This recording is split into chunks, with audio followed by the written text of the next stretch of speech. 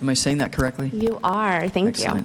You have 3 minutes. Thanks. Mayor Pace and Hillsboro City Councilors, my name is Marchel Kaleikini. I am a mother, a daughter, and I'm here to speak not just for myself, but the children in our communities who are scared that they will come home from school to their family deported. Every parent and neighbor in our community posting on our neighborhood alert the sightings of ICE in our community, and every soul being hunted by a system that has forgotten what it means to be American. I am raising 2 children here in Hillsboro, and they are growing up in a city and state that claims to be a sanctuary. But sanctuary is not a hashtag or a press release or a performative tweet. Sanctuary is action. It is policy. It is protection even when the cameras are off and no one is watching. I am from a family of immigrants, not 1, not 2, but 3. My father's family came to Hawaii from the Philippines, where the Marcos name still echoes with the weight of dictatorship, of silence, and stolen futures. My mother's father came from Ukraine, a land now under siege but never broken.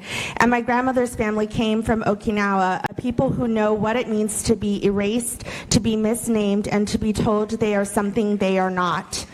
We are a mixed plate, not just of food, but of history, of struggle, of resilience.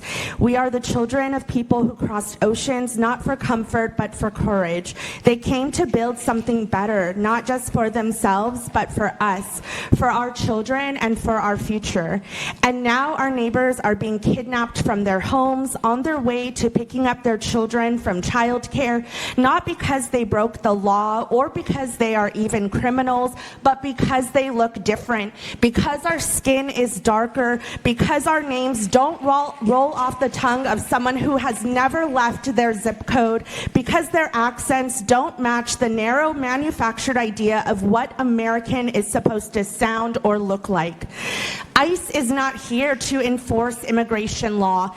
If it were, they'd be in courtrooms, not doorsteps. They'd be following due process, not dragging people from homes and kidnapping our neighbors.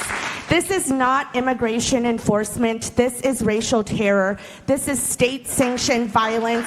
This is the face of fascism, not in some far-off land, but in our backyard. This is un-American and unconstitutional, so we are here to demand more. We demand courage. We demand that you use your privilege, your position, your power to protect the people you were elected to serve. So the actions that I suggest is to codify our sanctuary city status into law, no more empty promises or loopholes, and I never thought I would say this, but work with the Washington County Sheriff and local police so they know their role to ensure they are protecting our residents, not partnering with ICE to deport them. Unlock funding for impacted families, real sustained resources for legal defense, for housing, for food, for mental health, especially as Trump continues to target our nonprofit organizations.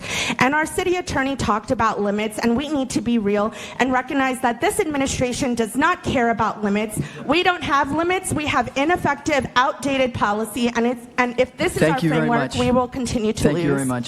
Thank you.